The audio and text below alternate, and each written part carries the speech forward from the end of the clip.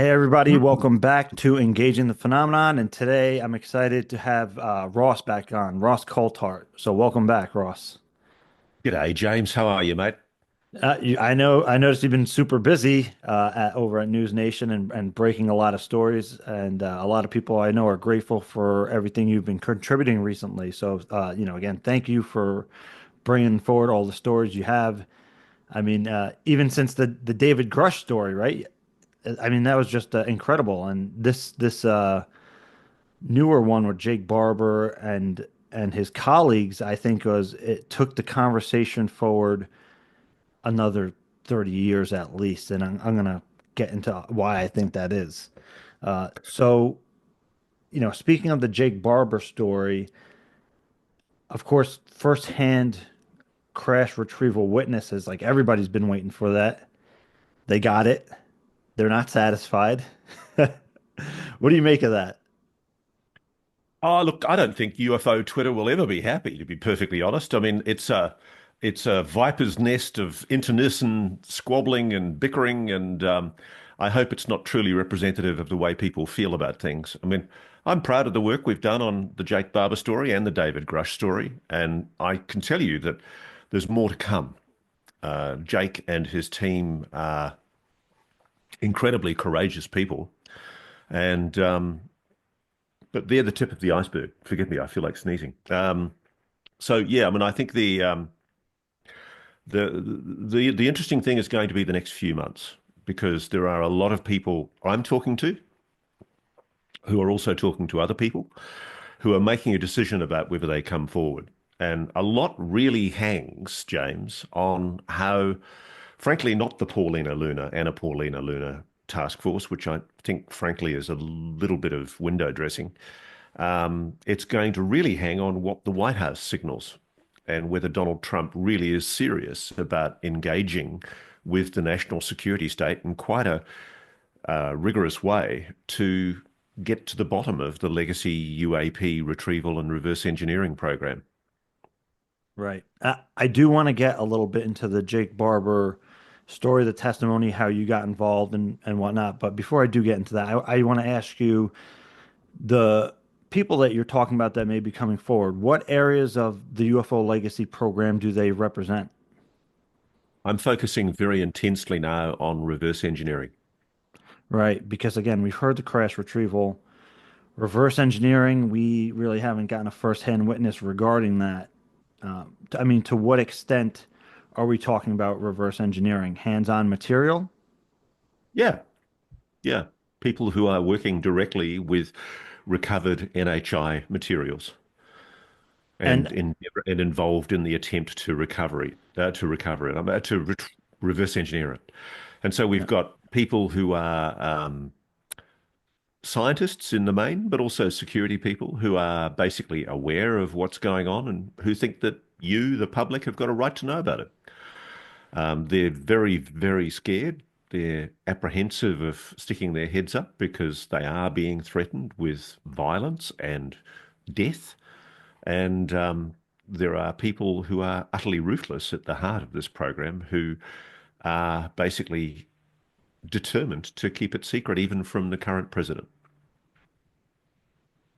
and would you say that this the this or these reverse engineering witnesses have credentials and bona fides that stack up to say like Jake Barber or David Grush, where in my opinion, if you look at Jake Barber's background and David Grush's background, in my opinion, is beyond reproach. Yeah.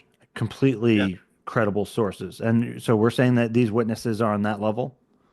Yeah, I'd say actually probably more demonstrably so, because particularly in the areas of material science, you can verify people's credentials by looking at perhaps sometimes the academic papers that they've been involved in writing, or indeed the training that they've received, or the associates who've been their mentors. Right. I'm surprised by how overt some of this is and how, this, without wanting to sound like a scratchy record, James, how, if just for the a gazillionth of the time that it has for its purported investigative resources, a newspaper of the record of New York Times devoted its investigative teams to going down the burrows that I'm going, they would find the same thing. And what I'm most concerned about at the moment is the inertia, the lack of momentum in the media, but also in the political leadership. I know there's individuals in the UAP caucus who are coming forward and making noises, but um, I really want to flag here that I'm genuinely concerned that this all might go back into the box if the political leadership is not galvanized to start taking it seriously. And unfortunately, they take their leadership a lot from masthead mainstream media, which is conspicuously failing to run with the ball on this. Right. It's actually, it's I mean, in a sense, they're complicit. So Yeah. with all that in mind, I want to circle back a little bit to the Jake Barber testimony. Obviously you came into contact with them, and I need to know, you described a little bit in your recent episode of how that occurred. When did the term psionics first come up in your conversation with Jake? It's funny, actually. It had come up previous to Jake with somebody else I'd met inside the program, and I freely admit I completely dismissed it. Right, I right. I thought this is just bullshit. I'm being fed disinformation, Yeah. and one I'd never heard of the word before. Interestingly enough, it has been in the literature for about 30 years, apparently. But what's really interesting is when you actually look at some data points that have long been on the fringe of UAPology, it has been there all along. And I think a lot of us, myself included, are guilty of basically ignoring it because it just seems so crazy. There's a lot of terms, psychoenergetics, CE5. There's all different terms in the literature which point to similar Yeah, phenomena. Even if you want to talk about ESP and remote viewing, it's all been there.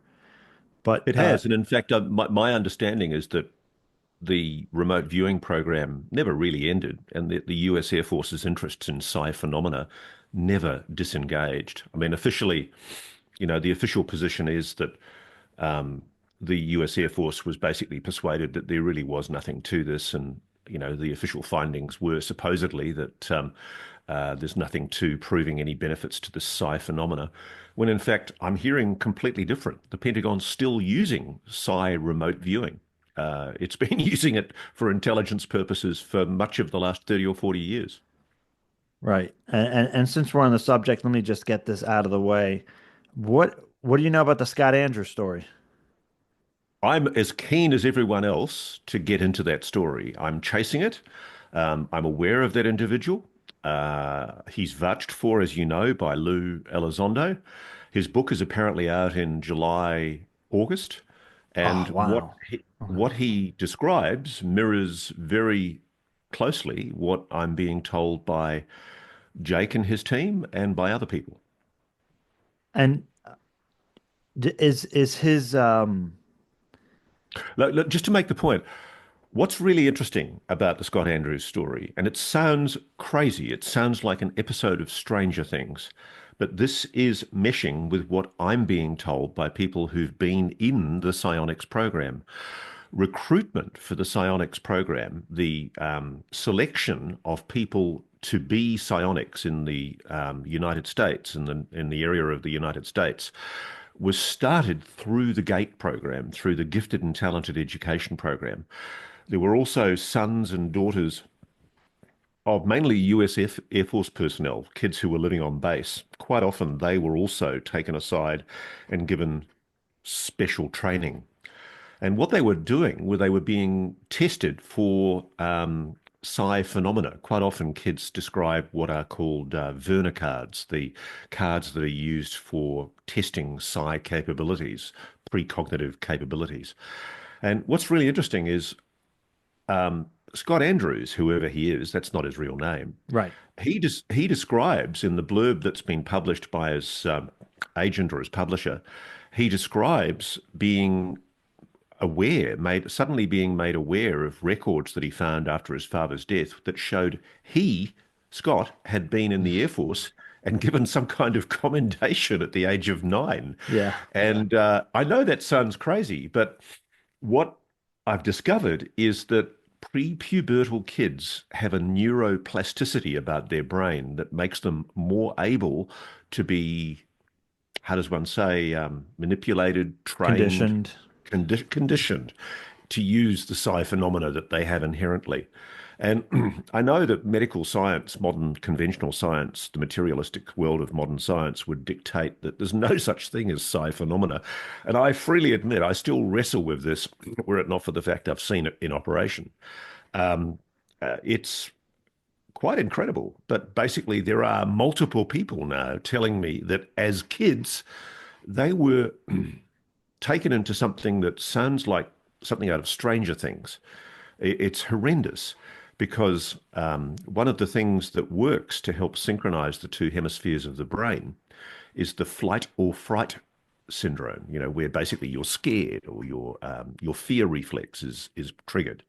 And I won't go into a lot of detail, but basically little children, prepubertal children, were scared, terrified by US scientists in what have to be some of the most unethical experiments. Unbelievable stuff. And um, the I'm still wrestling with the enormity of what these kids, now adults, are telling me. If it's true, and I have to preface that because it's just such a monstrous allegation, I know the name of the corporation involved, I know the name of some of the doctors involved, and I know the name of the organizations that we used as front organizations to help facilitate this program. And unbelievably, the education system of the United States collaborated, quite knowingly, I suspect, in these children being diverted from the main education system and selected for their psi potential. And I don't for the life of me understand how this can possibly have been allowed to happen inside the very ethical world of modern education systems. But the evidence is there in school paperwork. And it's horrendous, James. I mean, I'm shocked at what it reveals. And that's one of the stories I'm working on at the moment. Yeah, and it's said that sometimes that trauma uh, can help facilitate or induce these kind of like openings in somebody's awareness. Um, Even in my case, experiencing things at that young age from So tell me what interactions. happened to you. I don't know your story. What happened to you at a young Wow, age? Were that's you a lot of scared and that's a yeah. I mean that's a whole several like 3 hour podcast right there, Ross. But I had interactions with non-human intelligence at a very young age. It was probably induced, or my awareness was probably opened through young childhood trauma. But it wasn't just interactions with non-human intelligence. Although there were several occasions, almost a dozen occasions where I saw entities, and there was a very strong telepathic thing, which was the most frightening thing about it. Um, they were None of it was communicating with you in your head, were they? directly like it was, and there was a physical body sensation. It's much more than just like you hearing a voice. It's a telepathic lock is much more comprehensive, uh, and but also having out of body experiences at a very young age, and seeing the lights in the sky. And I was trying to take one of those old disposable cameras and take pictures of these lights in the sky that I would see at night, things like that. But I that turns out how I ended up getting to into CE5, right? So I can say psionics. So Um, you've used CE5 yourself, have you?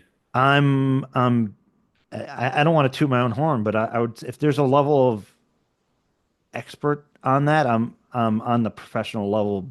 I have more Wow, than really? thousands and thousands of hours of experience in CE5. I mean, that's how I came to do this channel and the work that I'm doing. Because starting in 2009, I created the first social networking groups focused on CE5, and I was going out in the field. I went out in the field with hundreds of CE5 field workers over the years. I was coordinating and You weren't ever given any tests in school by any chance, were you, James? no, that's the whole thing. I mean, as far as I Diverted know, I into was the gifted and completely talented. No, completely under the radar because I would never talk about that stuff in school or, for sure. Mm. But uh, yeah, I mean, we'll talk about my experiences sometime because that is a whole thing. And CE5 is something, and we call it contact work, CE5, human initiated contact events. There's a bunch of names because we don't want to just tie it to Stephen Greer, although he was a strong proponent of that. He really popularized it in modern day. There were other groups doing it from at least the 1950s in the Wow, modern really? UFO era. Yeah, the contactees were all talking about telepathy. They would go to California and Big Rock and use telepathy to invite UFOs in stuff. Um, yeah, that's the It's whole funny. thing. I got up in the middle of the night last night because I'd forgotten to turn off a hose. And so I put on my dressing gown, walked out into my garden in my slippers and my dressing gown and turned the hose off. And as I was walking back inside, I looked up at this absolutely gorgeous starlit sky and I thought, oh, let's give this a go. And so for about 10 minutes, I tried to clear my mind and engage the phenomenon. And James, not a bloody thing happened. My, Yeah, my friends, my friends who are capable of doing this tell me that whatever the phenomenon is, it's trying to keep me skeptical, so it's not going to show itself to me. But right, I'd love to have an experience like that. I've been there when somebody's done it, and I've right. watched somebody do it, and it's fascinating.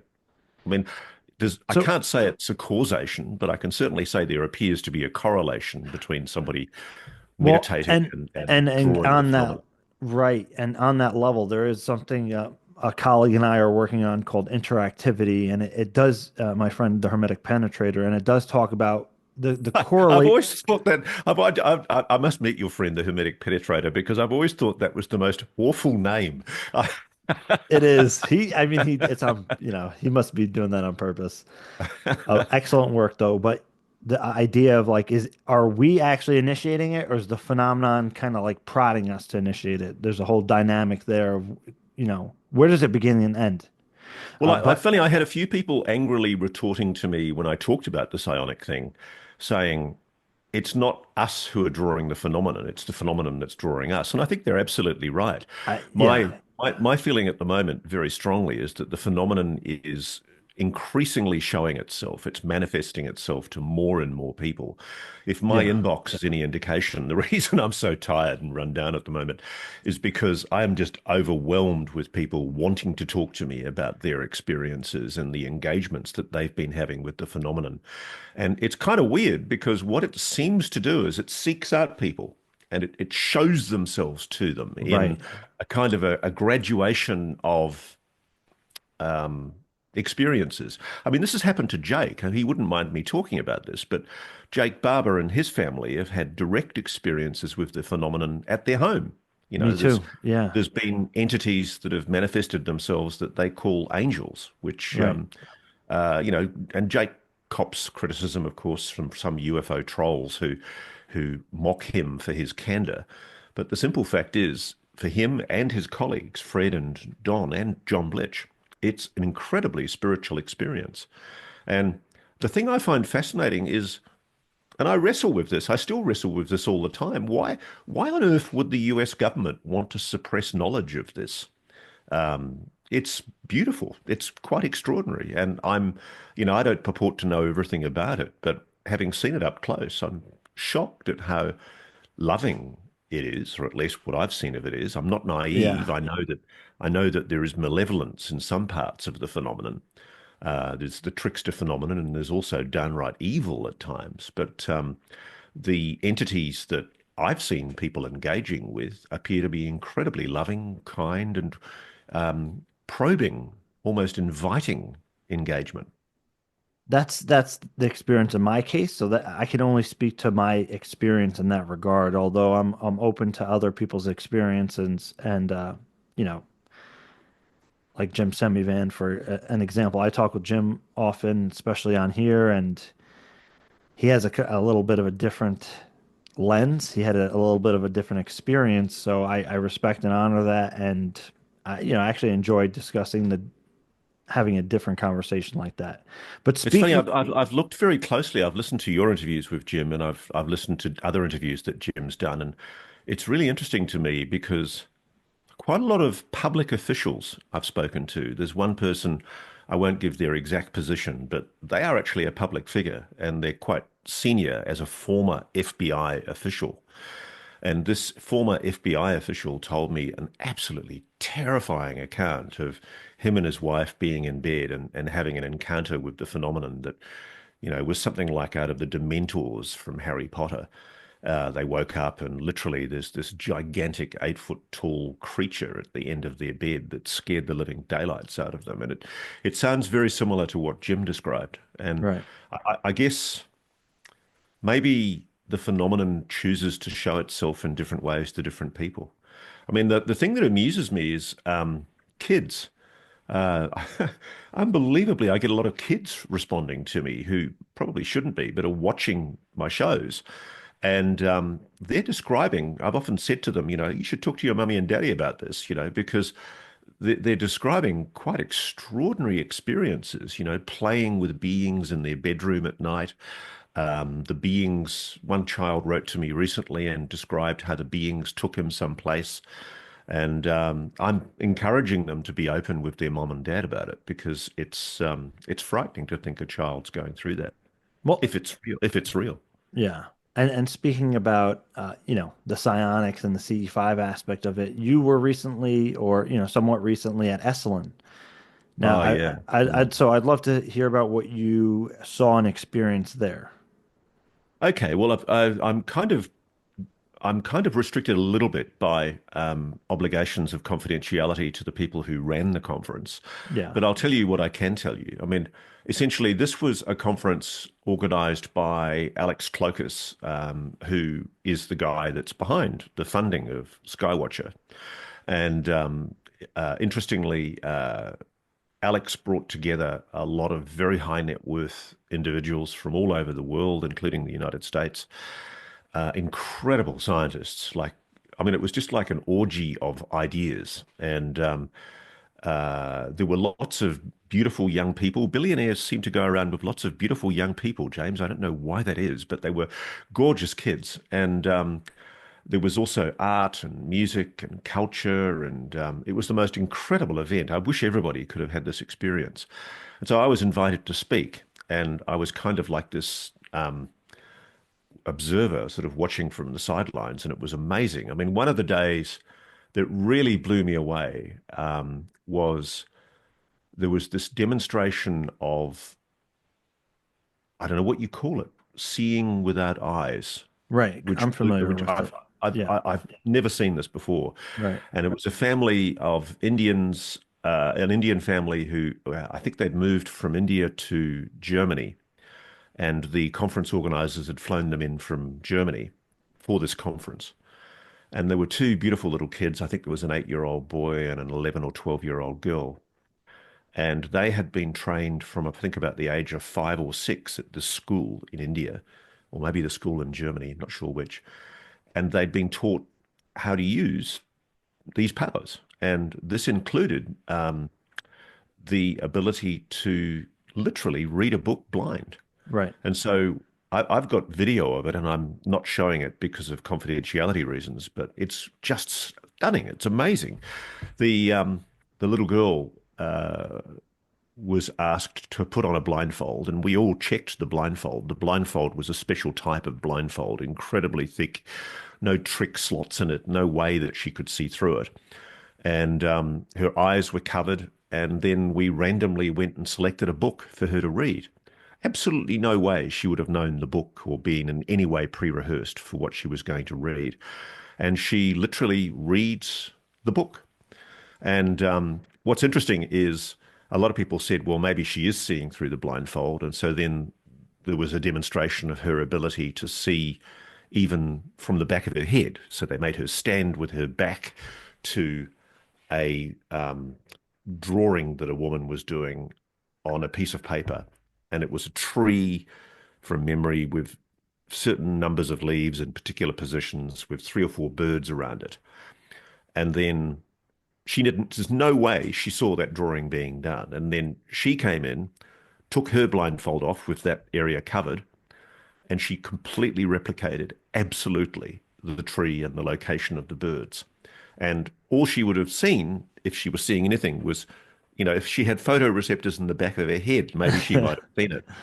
And then the little boy, he loves drones. He was a cute little kid. And so imagine you've got all these high net worth people in the room, and they're all sitting on the floor, agog. And this little boy puts this blindfold on and then flies the drone in between people in the room, like in between the heads of the No people, way. flying this drone at speed, and then zooms it up to the roof and zooms it down to the floor again, and he's flying in and amongst people. And I asked a little girl, I said, "So what do you see Right. when you see?" And she said, "It's kind of like I can see through the blindfold, but she said it's more than that. I can see far away." And essentially what she's describing is a capacity to remote view. Right. And the school that these kids come from teaches that all children, if they're started early enough, can be taught this ability, that it's an inherent capability in humans. And this is what I find fascinating, is that modern science for years has been mocking, deriding notions of telepathy, psi phenomena. And yet when I started digging into it, you can't dismiss it out of hand. I mean, there have been controlled tests done to prove that these kids are doing things that are real. Um, One of the most amazing things I watched was when um, a blindfolded kid played noughts and crosses with a person, just an adult, and they were playing No noughts and way. crosses. Yeah. Yeah. And I mean, it all felt astonishing. And I Noughts and mean, I've crosses is tic-tac-toe. yeah, tic-tac-toe. Yeah, yeah, that's what you Sorry, call it in America. sorry, Yeah, on yeah, the yeah, other side over here, that's what we call it. yeah. But yeah, it's funny when they started saying we are going to play tic-tac-toe. I had no idea what they're talking about, because in the Yeah. English-speaking world we use Yeah, noughts and knots crosses. and yeah. But so there were a couple of samurai warriors that came in from Japan as well, who Wow. who showed us some of the samurai skills, which was also mind-blowing.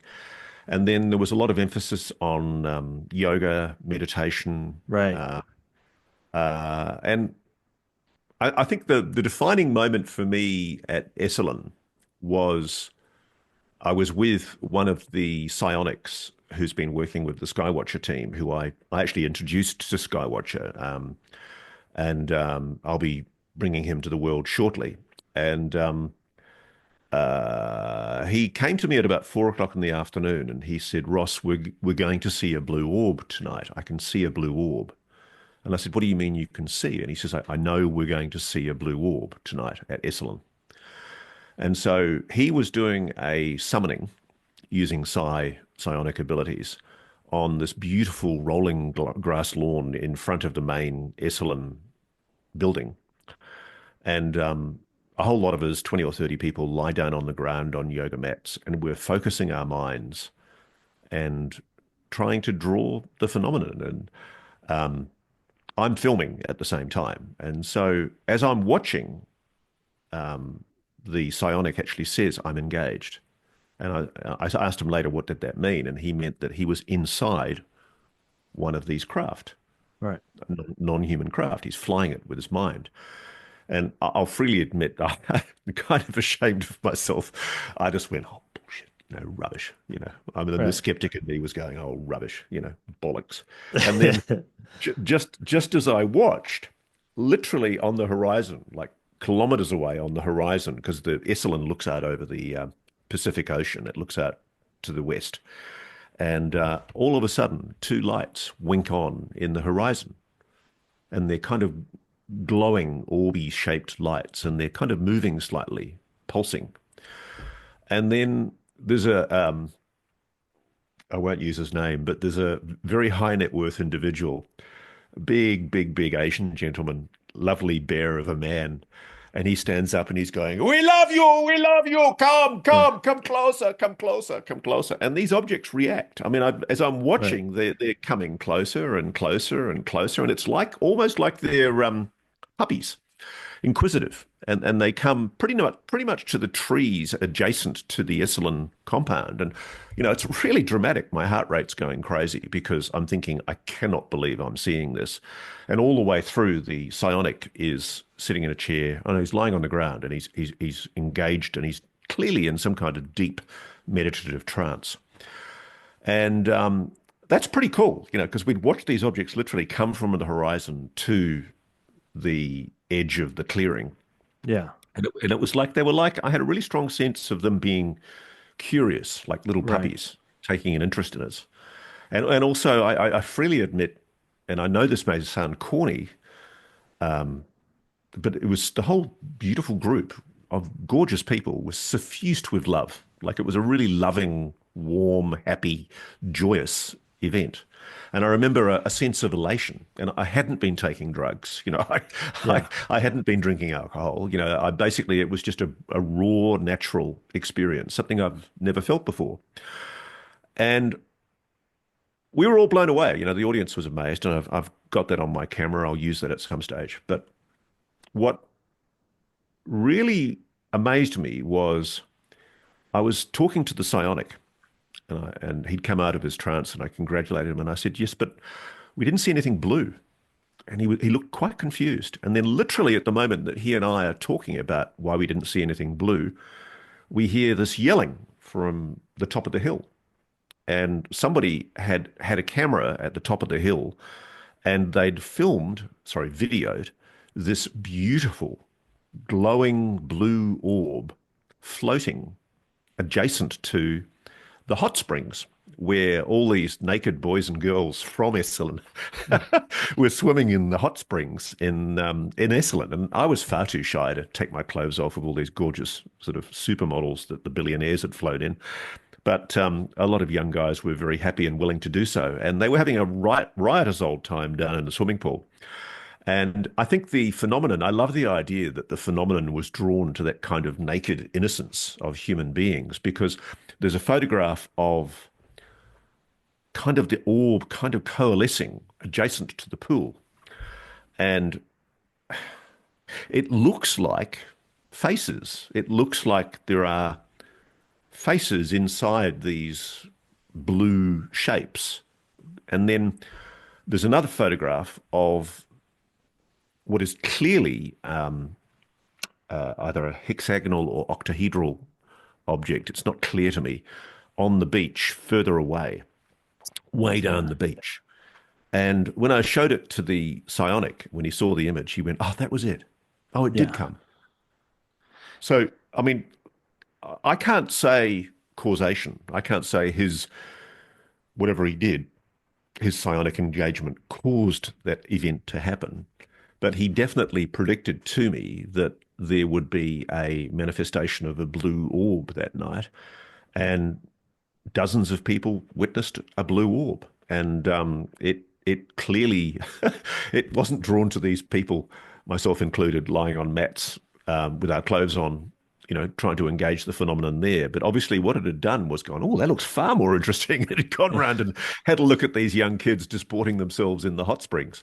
And I don't know, I'm remiss in not asking the people that were down in the pool whether they actually saw the phenomenon close up, because it looks like it hovered adjacent to the pool area, but I haven't heard whether anybody in the pool area was looking at it from, only a Right. few meters away. But at one stage, it was only a few meters away from the pool.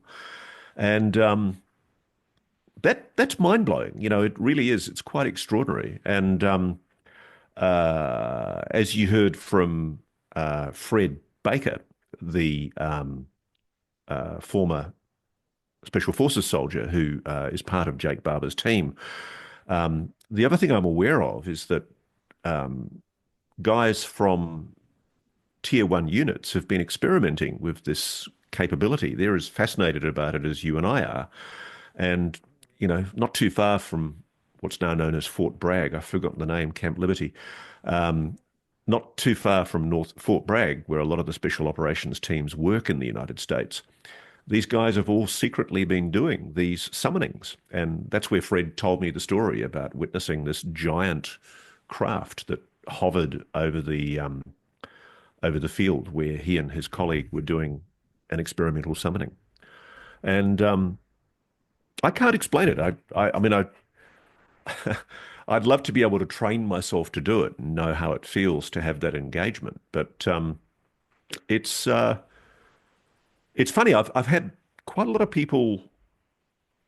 America's obviously a very deeply religious place, and a lot of people have been emailing me, by far not a majority, a minority, but a lot of people have been emailing me saying this is demonic, this is evil, Right. we shouldn't be doing this, it's wrong.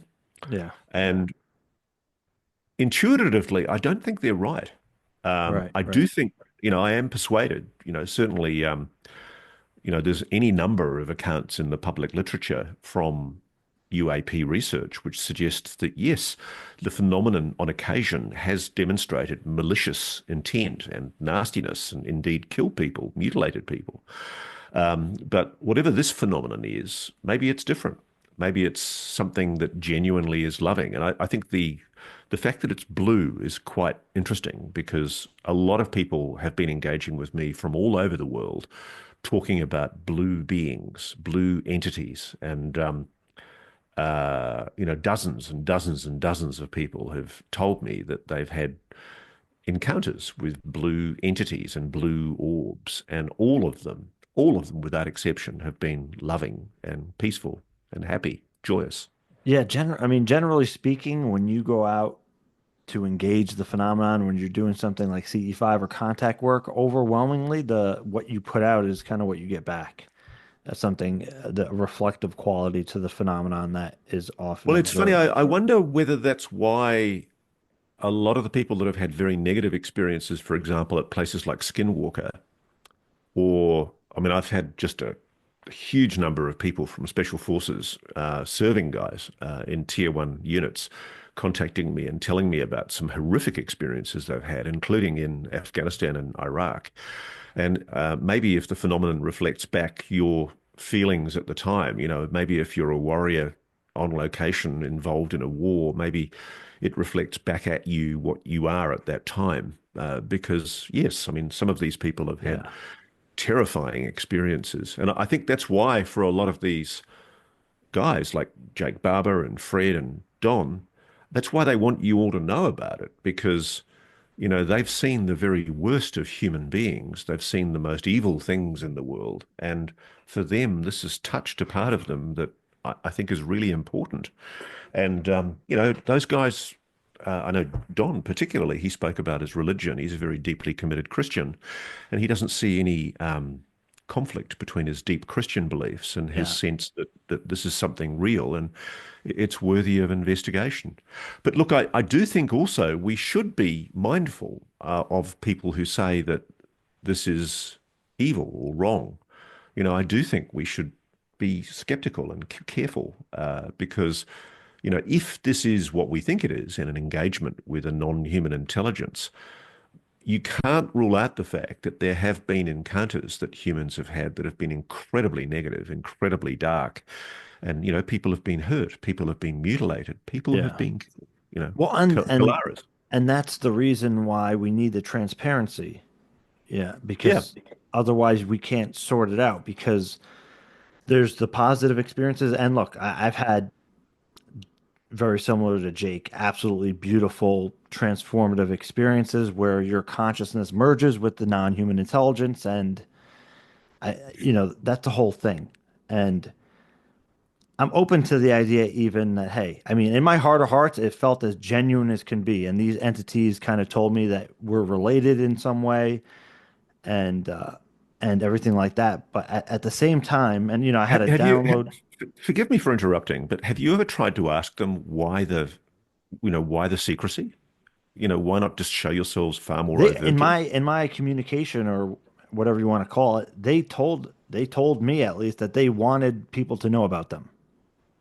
Okay, I accept that. And They do. They yeah, clearly do. But yeah. but but why not be I mean, what do you think, for example, about the drones situation? I think there's something terribly wrong right now with the official White House response that the press spokeswoman gave a few weeks ago, essentially asserting that the drones are authorized research drones. And I'm sorry if this sounds like a tangent to what you and I have been talking about, but I want to come back to this.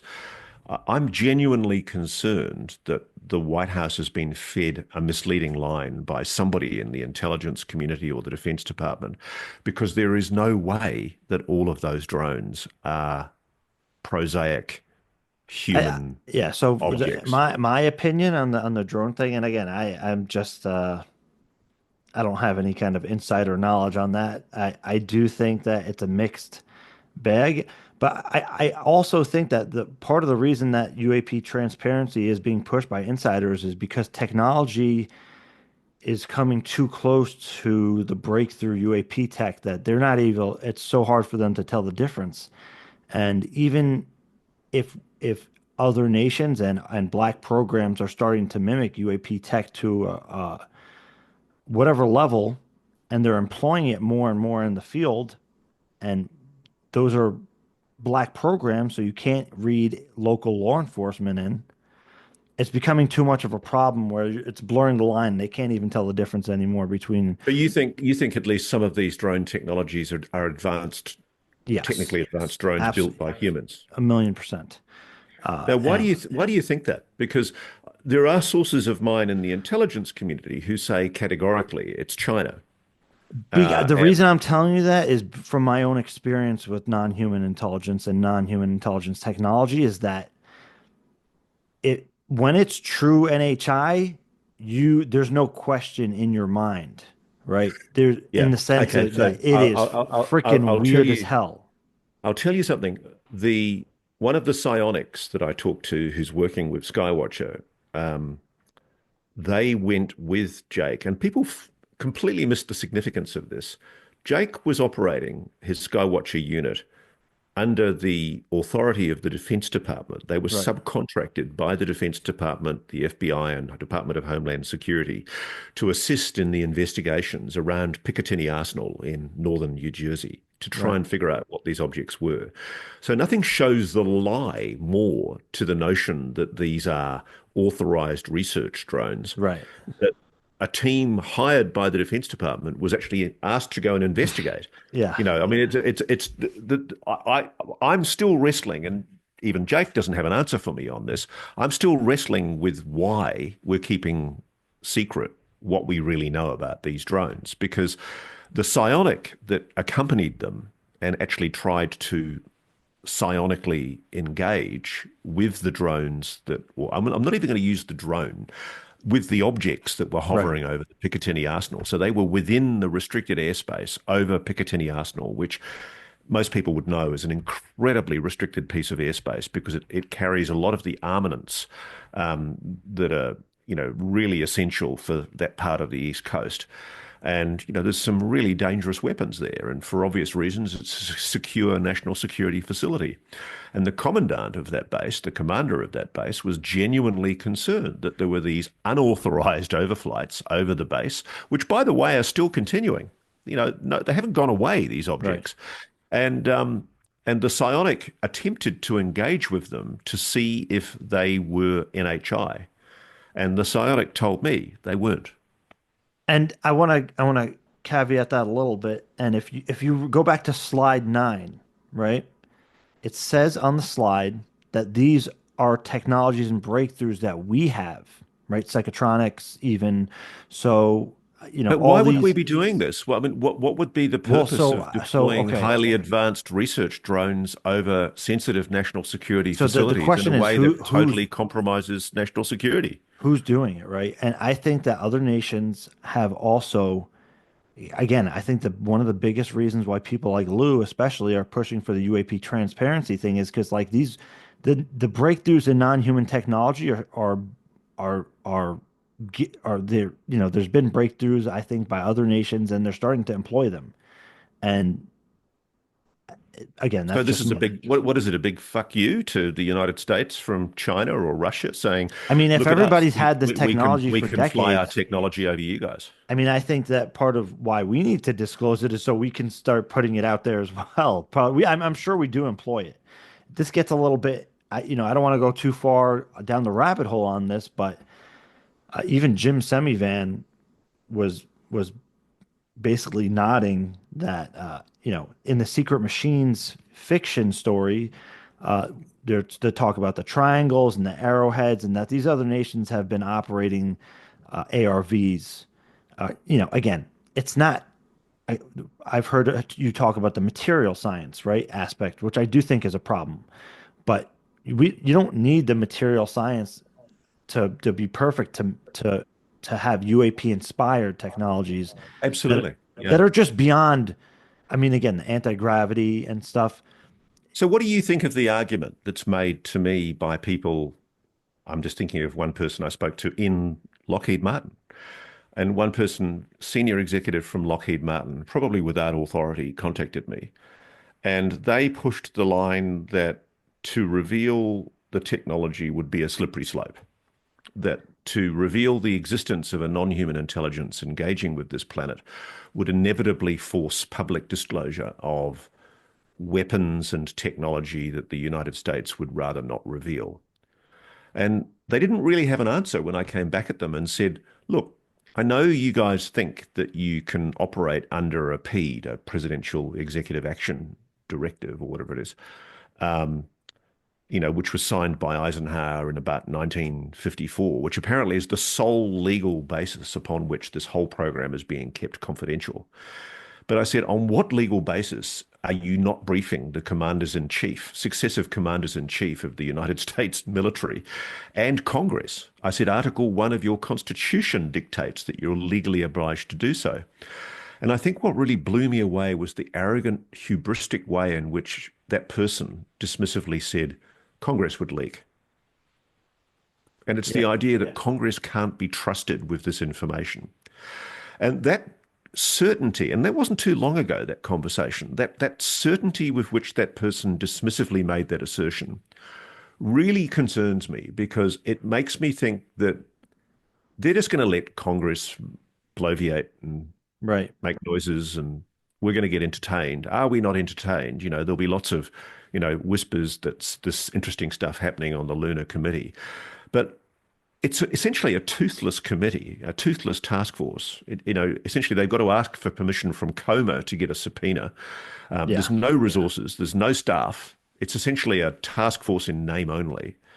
I'm genuinely worried we're being snowed again, and that the people in the program know full well that really there's not going to be any meaningful disclosure unless Trump, Nash Patel, Tulsi Gabbard, um, John Ratcliffe at CIA actually make the decision that we've got a right to know about it. And I would argue very strongly that we've got a right to know about a non-human intelligence engaging with this planet, and that the US has known about that, as have Russia and China for years. I do accept that there are technologies that ought properly to be concealed and protected from foreign adversary intervention because we don't want our foreign adversaries to know just how advanced we are in the development of those technologies. But if, as you say, the drones are a foreign adversary, if they really are, and people are saying that to me, then the implications of that geopolitically are enormous. Because what it is, it's probably China, I suspect, spitting in the eye of America and saying, you guys can't touch us. Here we are operating with impunity over one of your most sensitive arsenals, and you can't touch us. You can't bring us down with your high pulse microwave weapons. You might think you've got a strategic advantage. Don't screw with us. Well, it's kind That's of what I like, think. and it's like the only way we can is if we disclose the tech that we have, in a sense. It's so I don't Yeah, what. yeah. I mean, and so I mean, I guess I don't want to sound. I mean, I'm often accused of being a far too willing collaborator with the national security establishment and not revealing things. But journalists are obliged to represent what the law says and to honour and respect, legal restraints on journalistic investigation. And, we do have laws that stop the media from revealing certain things of high national security sensitivity. And I am aware of weapons which have allegedly been developed using NHI technology, which scare the living daylights out of me. You know, they are end of world weapons if they were to fall into the hands of some zealous extremist nut job.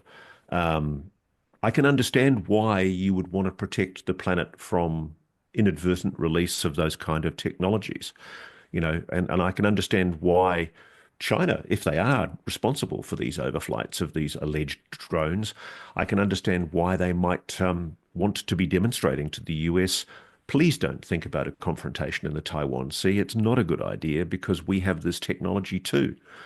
And I know the US has been able to reverse engineer aspects of this technology because I'm Right. aware of facilities where they're practicing and rehearsing the use of these technologies. And I'm aware of their deployment in certain war zones, Right. mainly for ISR purposes, intelligence, surveillance, and reconnaissance.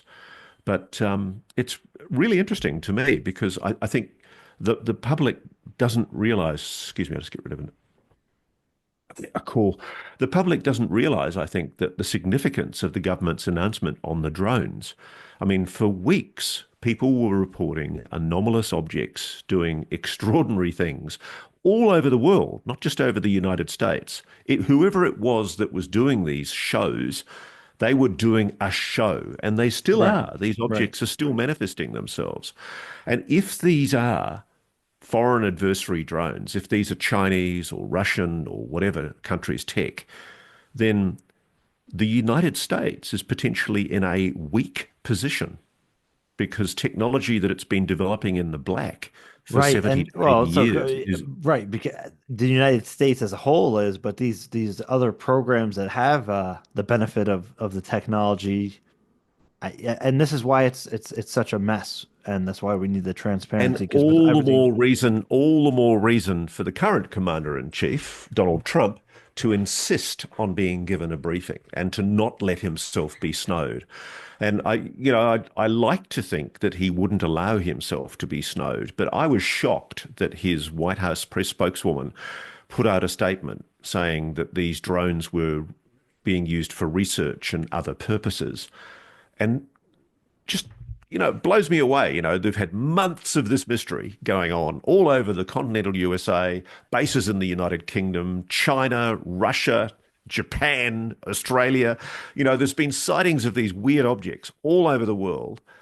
And here's the first opportunity to pin the White House down on a definitive statement that they've made about these objects. And they're saying they're research drones.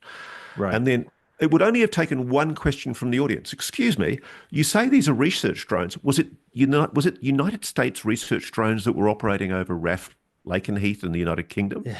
Right. Was it research drones from the United States that were operating over China, over Yeah. Russia, over Japan? Can you please explain it? It just doesn't sound right that you would be making such an assertion. And what were these other purposes that you describe? And to me, I sometimes wonder whether there's been Mogadon put in the coffee at the White House press gallery because it's like they've just forgotten to ask questions. There's this kind of meek forelock tugging to authority. When I was a journalist, I was taught to always question and to always, if something feels odd, then to raise the question, even if it feels ridiculous. And why didn't the media do that? That's the thing that really shocks me is the first opportunity we had to ask serious questions about what's going on, and it just came and went. Poof. Yeah.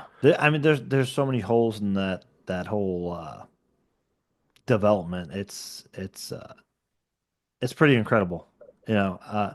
But I know we only have a few minutes left, so there's a few questions I want to kind of get to in short order, because I probably got to 1/12 of the questions that I wanted to ask you, because it's been such a long time since we talked.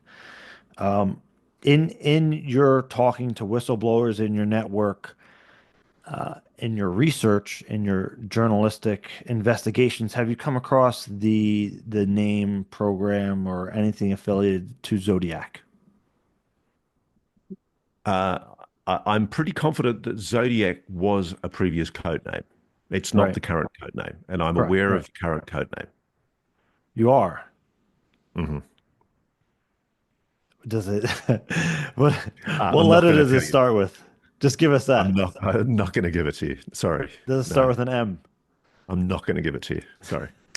Okay. Uh, just wink. No, okay.